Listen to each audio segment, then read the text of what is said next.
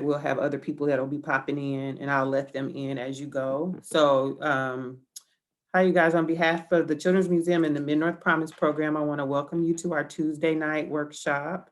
So tonight we're going to be talking about preparing for state testing with your kiddos, especially during the pandemic time, because although they've been virtual and some of your kids may have been face-to-face, they are still planning to go forward with the state testing. So if a lot of you may have known that in my other life, I worked in elementary schools for about 10 to 15 years. And so tonight we have Sherry Scott and Dr. Melanda Penn. Sherry actually works for the DOE as the director of charter schools, and Dr. Penn is the assistant principal at Crystal House. They are both very good friends of mine and my former coworkers. So I'm excited to to present them to you and allow them to answer any questions with you and share some knowledge about the state testing and what you can expect this year. So Sherry, I'm going to let you take it from there, or was Melanda going first? I'm not sure. I'll go ahead and I can speak to I learned, and then if Dr. Pino want to go ahead and chime in for I read, but Okay. it'll go right into the website that I've already posted in the chat. So, good evening, families. As Ms. Henderson said, I'm just honored to be here with you all to just kind of talk to you about how to best support your children with state assessments. And so I've already in the chat have given you the reference with IDOE. So it has some things that the kids can do at home. But I am the director of schools for the Indiana Charter School Board. So I work with 31 schools throughout Indiana. And so just so excited to be able to share this reference because it's so helpful to you all as you're navigating through with your kids during this pandemic. And it allows them just to kind of prepare for it on the platform so they feel comfortable.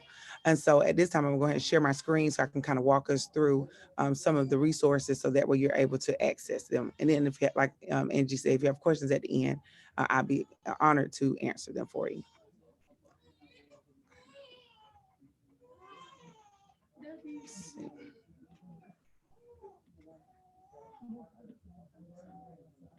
Okay, so of course, IDOE is like the hub for all of the assessments that your children will take between now and their end of their 12th grade year.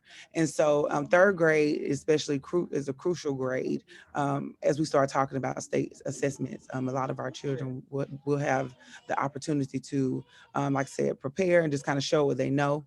And so during this space, this is, like I said, the area of all of the Indiana required assessments that they'll take. And so right now I'll speak to I Learn, but like I said, if you go to this website directly to this page, you'll see all the assessments, and then you can just click on the one that you want more information about. And so I Learn is like the biggest one that we have right now, and that's going to be the one that your students will take after spring break. And so, of course, as you can see, the areas that they will be tested in are located on the left-hand side. And so, of course, with various grade levels, various responsibilities, we just want to make sure that parents feel comfortable. And so there are resources that you will choose. You will choose in the For Families tab, and we'll dig in. And so for I Learn, students that are in third through eighth grade will be required to participate in I Learn. And like I said, the subjects that are listed are in the previous page. But what I really appreciate about this particular page is that they do have a family brochure for families in English and Spanish. But just to kind of give you some background about the test, and then some information that students need to know. So the main thing that is necessary for you to know about I Learn is that it's computer adaptive. So students will be assessed based upon their ability. So as they are mastering the information or the content, the level of rigor increases. So it becomes a little more difficult or a little more challenging for them.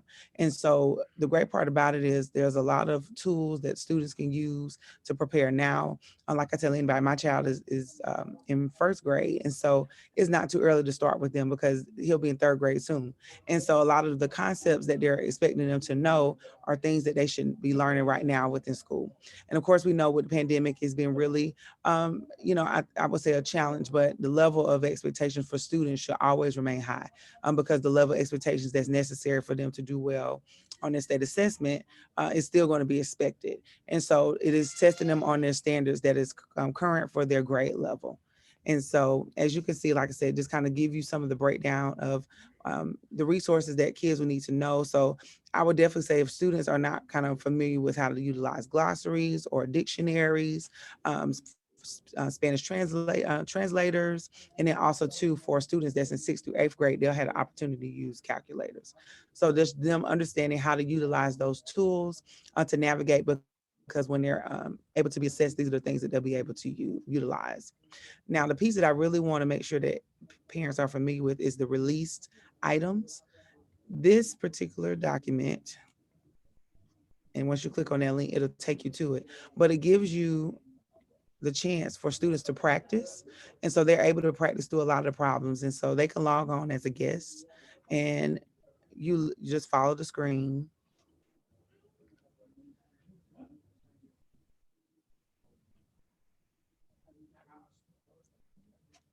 And if it goes in fast enough, and students will choose their grade level and then they'll choose the subject. So areas located on this page are released items that they can use to practice.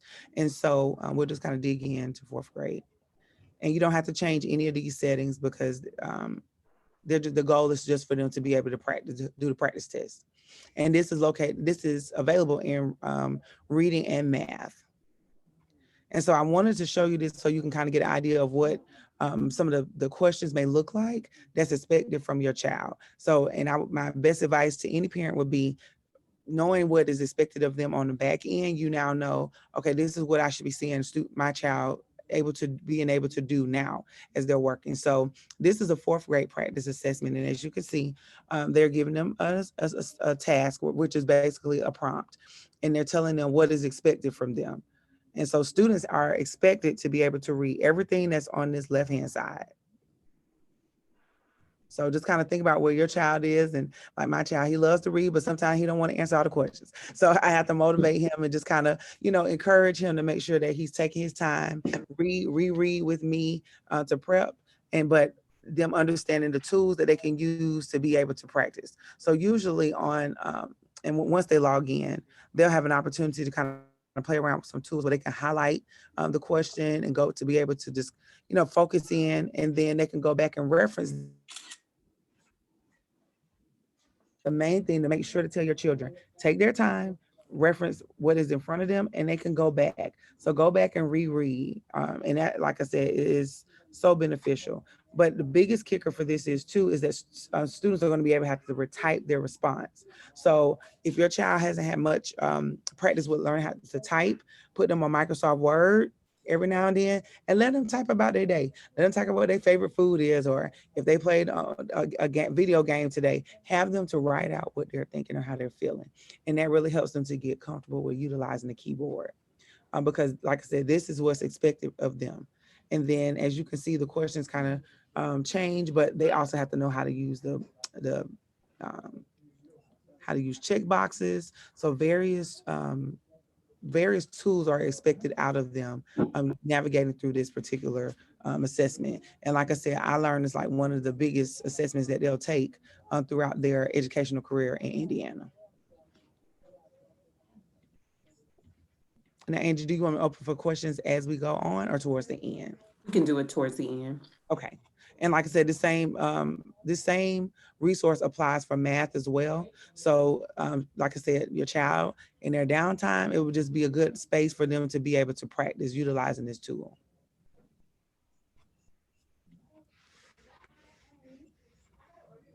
Okay, so now we will move to Dr. Penn.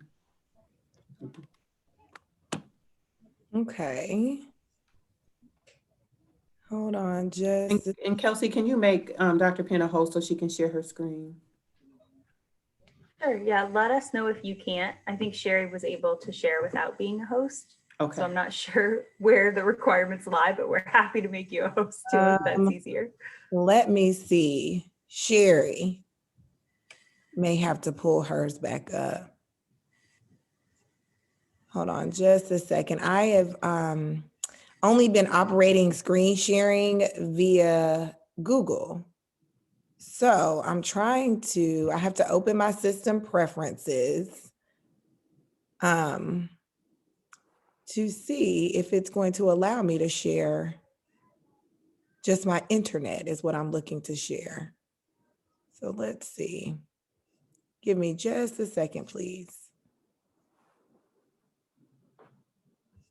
While Dr. Penn is getting her set up, does anybody have any questions about any of the information that that Sherry covered, Ms. Scott? I wanted to clarify really quickly. I know you went in as a guest, but then you later said that they would be able to log in. Is that the IPS login or whatever school that they're in login that they've been using for So online? yes, ma'am. So your child, and honestly, they're going to start to transition into practice tests at the school. And so our kids, they're so smart. They remember all their logins. But they are also able to, even if they don't have it, they can still log in as a guest. So it doesn't hinder them from being able to access those release test items. But they will, more than likely after spring break, they usually get like test codes where they're able to get their information. And schools can also give you that too for their practice tests. But like I said, their release item is a really good resource because they don't have to have it. Okay.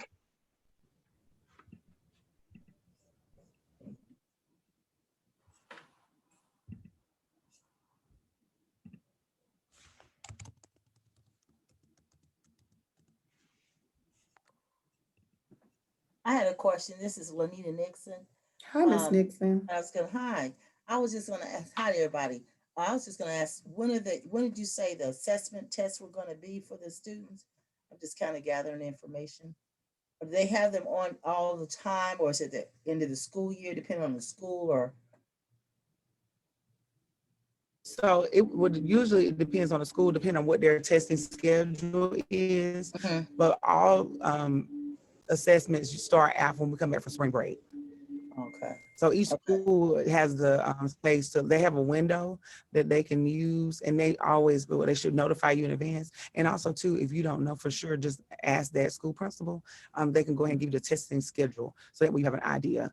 Because of course you want to make sure like just one-on-one, basic one-on-one things that kids are getting good sleep at night, making sure that they're up early and prepared and rested, whether they're virtual at home, they're in a space that they feel like, okay, I'm ready to learn. And so, but that's your school will definitely, whether it be via newsletter, I know a lot of them are doing like the robo e-dialers to kind of give you that information, but definitely don't hesitate to ask your principals. Thank you. You're welcome. And I put my contact information in the chat too, if y'all have additional questions after. Okay, Dr. Penn, are you ready?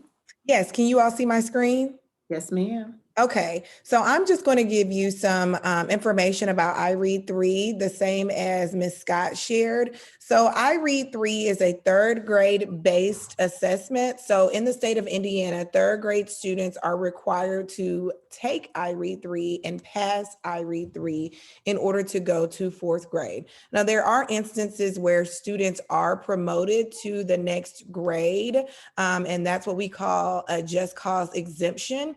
So there are certain situations where they are allowed to move on without a passing score for Ire III.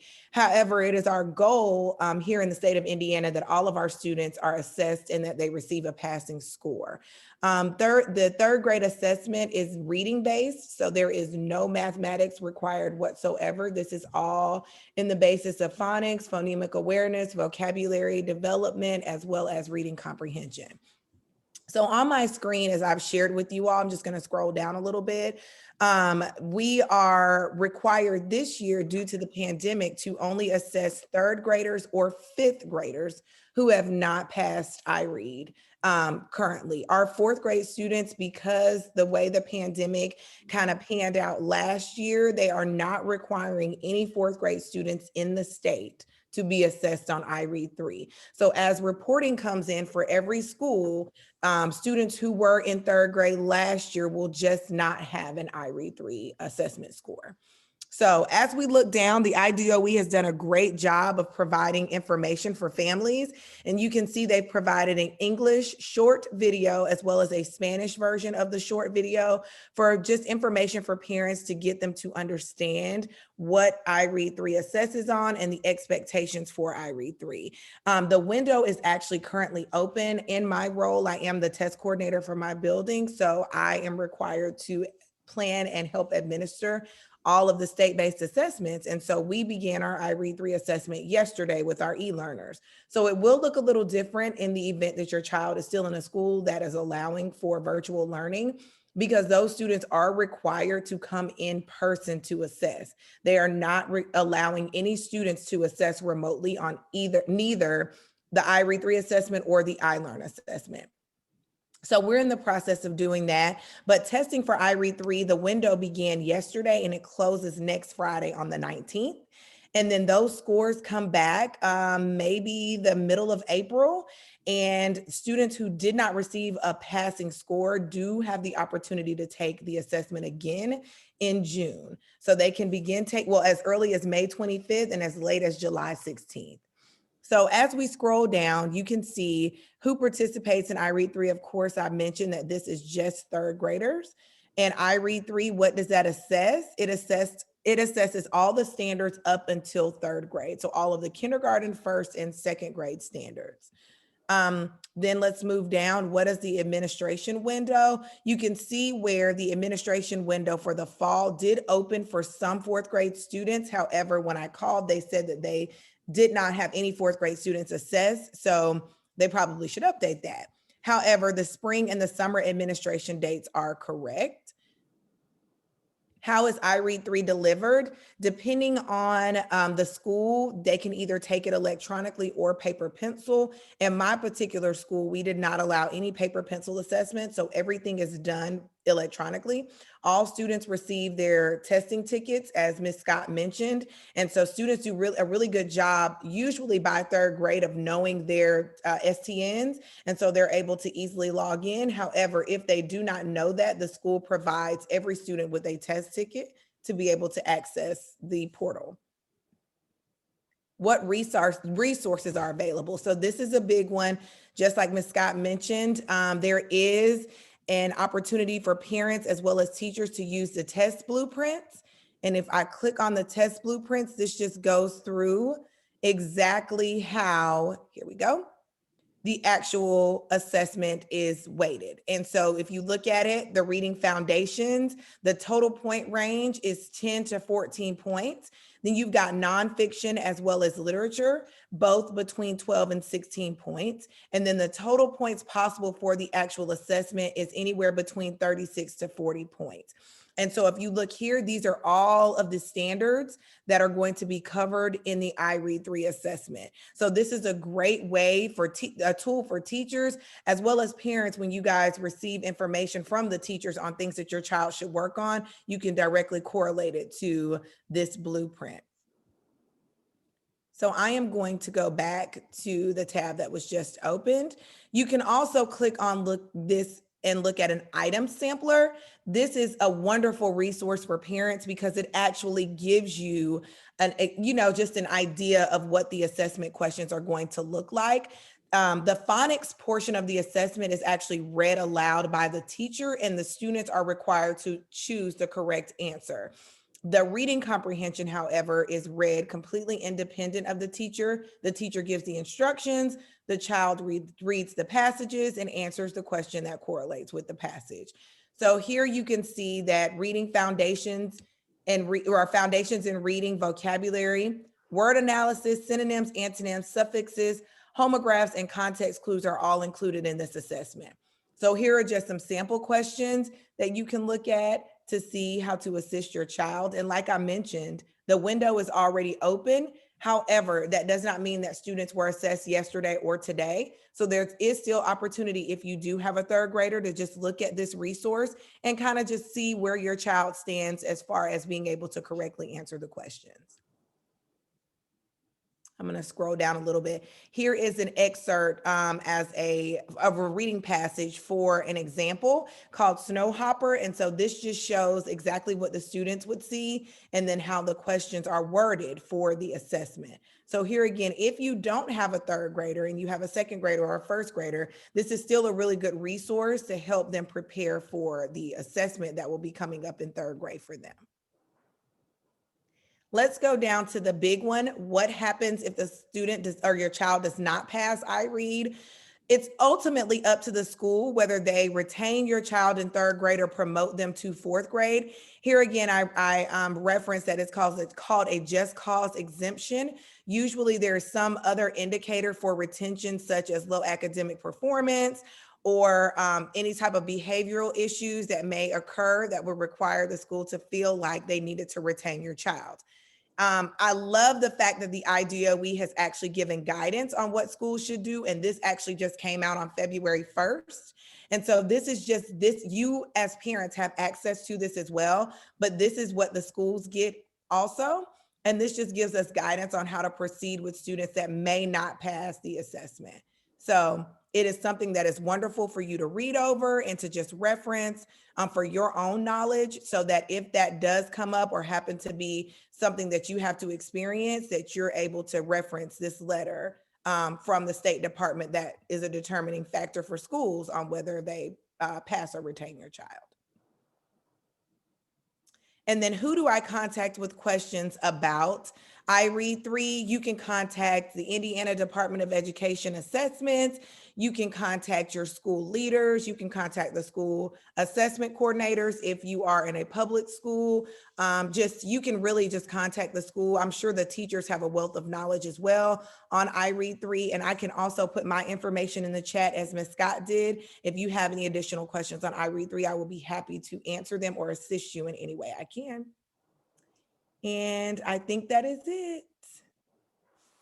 Thank you, Dr. Penn. So if anybody has any questions, but Melanda and Sherry, can you speak to what parents should do if their kids are absent during the testing? Or do schools normally have some type of a makeup day?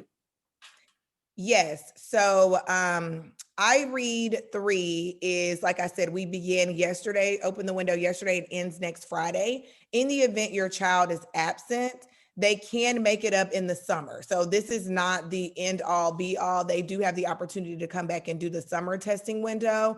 However, the big thing with Iread, and I believe it's maybe true with iLearn as well, Sherry can correct me if I'm wrong, that Ire III has to be taken by each segment. So the segment 1 has to be taken before segment 2 can be taken, as well as the practice assessment. So if your child happens to, for whatever reason, get sick and cannot come for the first week, but can come to school the second week, the school makes accommodations to allow your child to do any makeup testing that's necessary. And can you also speak to accommodations for students that have IEPs? What if the IDOE has something set up, or is it up to the school? Yes, so Learning Connection is something that the schools use in the state of Indiana that houses all of our students, but it also houses student accommodations. And so those directly merge over to the iLearn or iRead portals. And with that, the special education or English language teachers don't physically have to input accommodations. However, it is important that parents meet with teachers and staff members that are responsible for that prior to make sure the accommodations are correct. But because they are electronic, the assessments are given electronically, the accommodations are already in the system. And so if your child receives something, as an example, text to speech, where it reads aloud to them, your child is provided headphones, and using that same portal, the actual test reads it to them. Does anybody else have any other questions before I ask another one? And some of these things I probably know the answers to. I just want to make sure that our families know and hear from you guys. How do these state testing assessment affect school letter grades? Sherry. Are you I'm sorry, there? repeat the question, Angie. How do the state assessments affect school letter grades? Like, how do parents know when they're looking for new schools, what an A is, what a B school is, and that kind of thing? How do these assessments play into those gradings for schools? So as of right now, due to just the shift of what's happened with COVID, I think that there is a some sort of leniency towards what next steps look like in terms of letter grades. But I will speak to that for any parent as you're thinking about when you're enrolling your child or trying to decide a school of choice, that knowing the letter grade helps best you help you make the decision on what expectations the school has for your child and supports that they have for your child. So that way you're able to get any support that's necessary. And just ask, I always tell anybody, just ask questions about the curriculum around how your students best being supported academically with interventions, remediations, if possible. Truly, like I said, it's not set in stone as of right now what the next steps of the letter grade will be, just because of how the adjustments are having to be made. But I was, like I said, a lot of the schools, of course, your rating is going to be noted from the previous year, so you're able to get that information because it's accessible to anyone. Anybody have any questions? So I know that since I've been in this role, that a lot of people have asked me like the difference between an A for a new charter school versus an A for a school being established for quite some time. And Sherry, can you speak to what the difference between those letter grades are? I'm sorry, Andrew, can you repeat the question? So there have been some questions from parents who don't necessarily understand the difference between an A for a newer charter school versus, or an innovation school versus an A for an established school, like the difference between an A that's based on growth or an A that's based on actual testing. Can you kind of speak to that so they can understand Sure. that part? Sure. So quite naturally, for all schools, the goal is to make sure the students are proficient. So when you're saying proficient, that means that students are knowledgeable of the content and their grade level. So your schools are rated based upon that aspect, if students are on grade level, but also looking at growth. So where do students start from the beginning of the year to where they are now?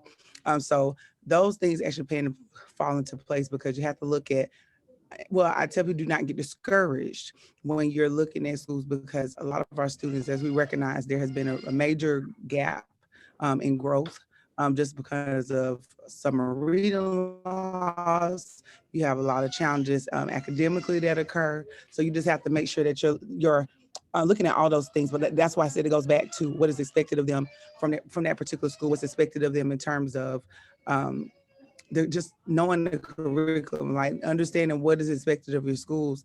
And I think as more innovation schools are opening, there's a little more leniency because they're startup schools. So that child hasn't been there for quite some time. And then usually, depending upon where your child has been, it follows them, their trajectory follows them from beginning to end. And so, like I said, it really depends based upon the school, but they are rated based upon growth and they're also rated upon proficiency.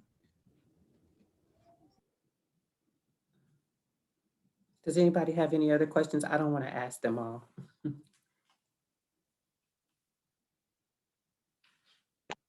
Ask away. I don't mind. Thank you, Marcia. I'm trying to think. There was something else I wanted to say.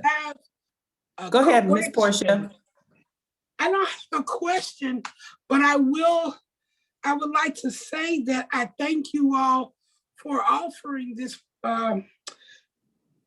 information. There are so many families that just don't understand that it does take the initiative of the parent as well to prepare their child for testing and to understand about Iread and knowing what's expected and that they can follow through with some activities with their children is important. So my comment is thank you. And I'm hoping that this reach you have for more families to learn this information in other platforms such as this one. Thank you very much, Mid-North. And Welcome, Portia. Ms. Portia, I have to definitely agree with you. I think we all can agree that this pandemic had what is expected of our children. And so I myself can attest to being a working mom from home and also having a child that's virtual. And so, you know, making sure that you have balance is like the biggest thing too, but really just making sure that you're knowledgeable, like you said, what is expected of them. So that way you can ask those questions of them when they're at home. And it's like, okay, if you're reading the passage, how should you be reading this passage? What questions should I be asking my child or challenging them to be able to do? So I think that even though it's a space that has been life-changing and transformation for all of us, we recognize like it pushes our sense of urgency now more than ever to make sure our children are doing exactly what's necessary to be successful. And so I do appreciate the way that IDOE has designed it, because anything that your child is doing in terms of a state assessment is located on that website. And so it's really in a great space, and I think the hub is easier to navigate. And so, like I said, if child needs something to do, go online and practice those release test items, you know, or let me, you know, give you some questions that you can ask. And so all of them love technology. They all know how to navigate with their tablets, iPads, all of it. So now you know where to go. And so if they try it, now you can tell them, I know where to find this information. Amen.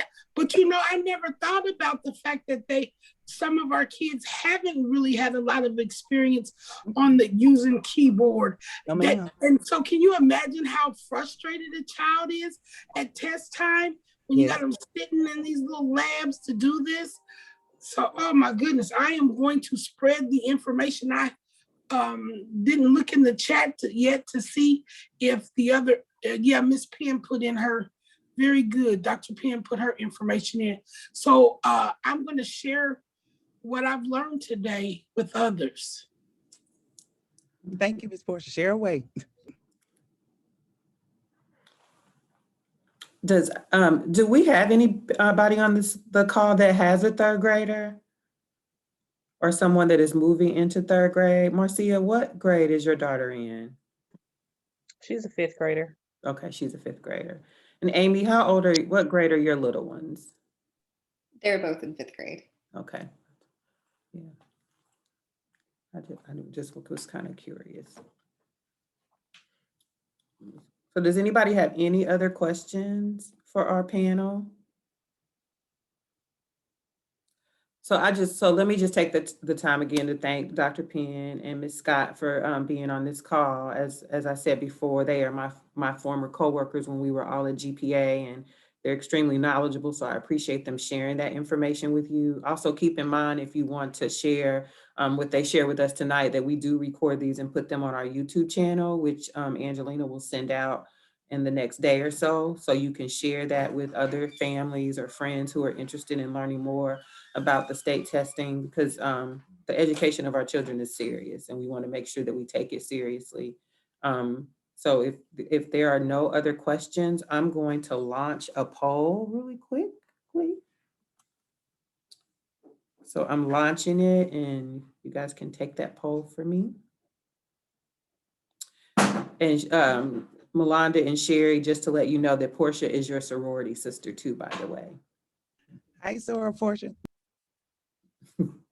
Hey, Soror Portia.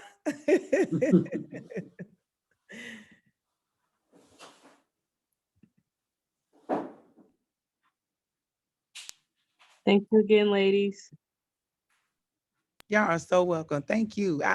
This is a great space just to be able to gain knowledge and information about everything. But I must say much appreciation to the Children's Museum for even offering this, because I think it's a great space to be able to say, okay, these are some things I don't know that's happening around me. Like, let me find out. So, you know, our world is Zoom now. So it's like, hey, let's jump on a call. That's right.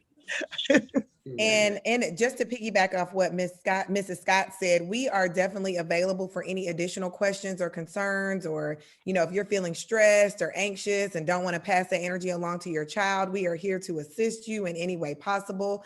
We are always open to sharing resources and giving out whatever knowledge we have.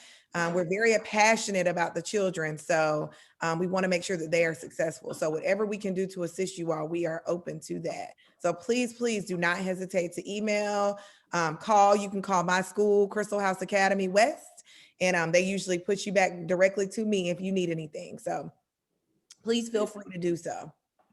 All right. So just some housekeeping things. A reminder, we have another workshop coming up on the 18th. Portia, I'm going to let you share real quickly about that workshop so that I don't mess it all up, since you're going to be actually hosting it. Well, it's funny you said host. Yes. You said I would be hosting, but I am the person who will be presenting on the 18th. I am an Arts for Learning Fellow, artist building community, and I'm elated that the Mid-North Promise program, which is very dear to me, Soror Francine Kelly Smith started the community initiatives at the Children's Museum, and I was under her leadership. And so this fellowship will bridge opportunities for the residents that are involved in the Mid-North Promise program to participate. I will be doing for Black History Month, honoring the courage of Harriet Tubman. It will be first person. It is audience participation. There will be some aspects of Sister Tubman that you might not have known, that I will be sharing based on my research and study. And this is a program that I offer as an artist on roster with Arts for Learning of Indiana. So please, please join us on the 18th. We are going to dive back and celebrate the many hats that Sister Tubman wore, not just as a conductor, but she was a philanthropist as well. And we're just going to celebrate her life and what she wanted to leave the children. And just a tidbit, I'd say her most important quote that she left for the children was, and hold on to this until the 18th, this is what she was asked. Sister Tubman, what would you like for the children? And she said, I like for the children to be more like a tree. Taking all the seasons of life, one season at a time. So that's a little snippet. I'll see you all on the 18th. Thank you, Ms. Portia. So, and really just some other housekeeping things. Please keep in mind, we're still taking barrier busting applications through March the 30th. If you've already submitted one, you can submit another one. So once the 30th comes, that money is gone. So we want to make sure that we use it all up.